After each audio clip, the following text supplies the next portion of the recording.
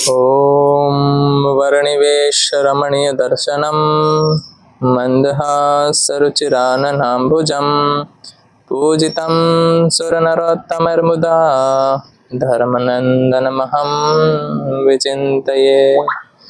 जय स्वामीनारायण, जय श्री कृष्ण, राधे राधे। भगतों, आज हमें समझना है कि भगवान श्री कृष्ण ने भगवत गीता में श्री अर्जुन को जो ज्ञान उपदेश दिया है, जहाँ से इन्होंने ज्ञान उपदेश शुरू किया, सांख्य योग के 11वें श्लोक से भगवान श्री कृष्ण ने अर्जुन को ज्ञान देना शुरू किया।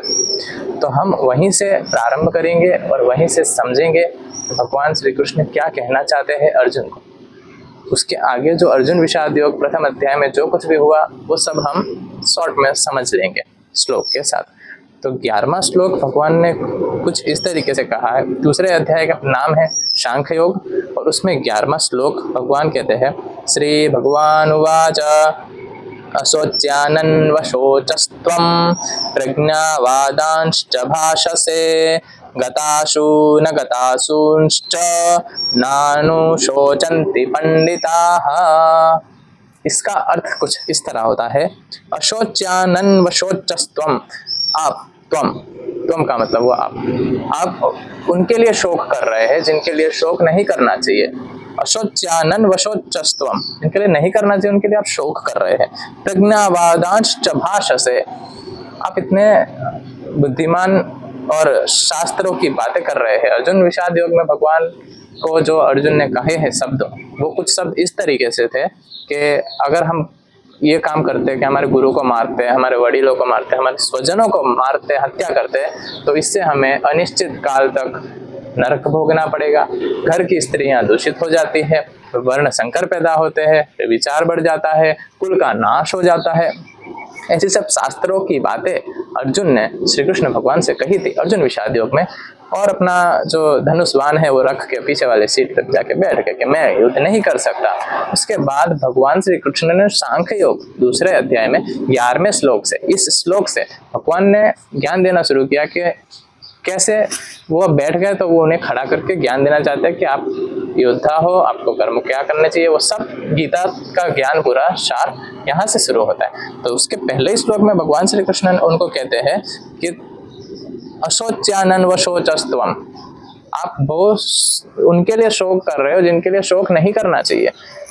फिर कहते हैं प्रज्ञावादांश्च भाषसे, भाषा तो तेरी बिल्कुल ऐसी है कि जैसे शास्त्री और बड़े बड़े विद्वान और ज्ञानी जन जैसी बातें करते हैं, पंडितों के जैसी, ज्ञानियों के जैसी बातें हैं। गतासु न गतासूंश्च, गतासु न गतासूंश्च, उसका मतलब होता है कि कोई जाए कि आए कोई फर्क नहीं पड़ता, किसी के रहने या ना रहने से कोई फर्क नहीं पड़ता। नानुशोचन्ति पंडिता, अगर जो पंडित है, जो ज्ञानी है, उन लोगों को किसी के आने से और जाने से कोई फर्क नहीं पड़ता। फिर उसे इस दुनिया में रहना हो कि मर गया हो, कि वो जीवित हो कि मृत हो, कि फिर हमारे पास हो कि हमसे दूर हो, हमें कोई उसका फर्क नहीं पड़ता। सच्चे ज्ञानी लोग तो फिर इस चीज में भी नहीं पड़ते। भगवान ऐसा कहना चाहते हैं। तो भगवान ने पहले ही श्लोक में बताया कि आप जिसके लिए शोक कर रहे हो वो शोक करने योग्य नहीं है, क्योंकि किसी के होने ना होने से ज्ञानी लोगों को कोई फर्क नहीं पड़ता है। तो ज्ञानी जन अगर है तो सबसे पहले तो समभाव रखना है। इस दुनिया में कुछ लेके नहीं आए, कुछ लेके नहीं जाना है, और यहाँ हमारा कुछ है नहीं, ना ये सगे संबंधी हमारे हैं, ना हमारा शरीर हमारा है, ना इस दुनिया की भौतिक चीजें कुछ हमारी है। जो है ये आत्मा है और इस आत्मा को परमात्मा के पास जाना है। बस इतना ही समझ के भजन भक्ति जो शास्त्र में कही गई है उस अनुसार उसका पालन करना चाहिए। ये नहीं शोक करना चाहिए। अगर सच्चा ज्ञानी है, सच्चा पंडित है, सच्चा जानता है, ज्ञाता है, तो इस बात का खास ज्ञान रखना चाहिए कि किसी के रहने ना रहने से हमें कोई फर्क नहीं पड़ता। फिर मरे के जीवे क्या फर्क पड़ता है। सच्चा ज्ञानी है तो उसे कोई फर्क नहीं पड़ना चाहिए।